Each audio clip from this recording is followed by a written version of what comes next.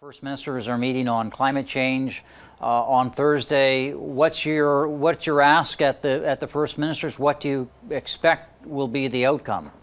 Well, one idea that we're going to bring to the table is that before we sign on to any pan-Canadian initiative with respect to climate change, and I'm including a national carbon tax on that list, before we agree to something like that, it'll be Saskatchewan's position that there be an economic impact assessment done of the measure that's being proposed. You know, before any major economic project moves ahead, there needs to be and should be a rigorous environmental impact assessment done.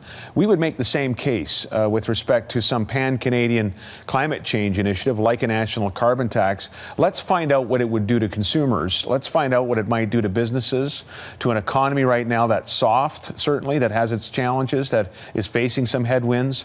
That's a specific idea we'll be proposing. We know that the country needs to do more with respect to carbon mitigation. We're focused on technological solutions on this front, by the way, with I think the highest per capita investment in the country in new technology that can help clean up some transitional fuels and sources of energy.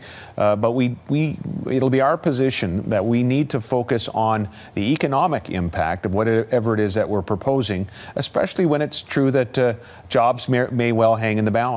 Well, what about this $15 carbon tax the feds have been talking about? Well, we oppose it, and we oppose it from the perspective of timing.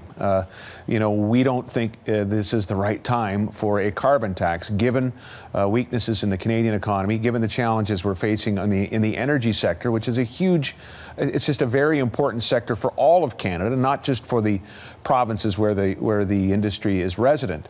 Our principle here for the next little while, at the least, I would suggest, is that we do no further harm to an economy that already has its hands full. Okay, now.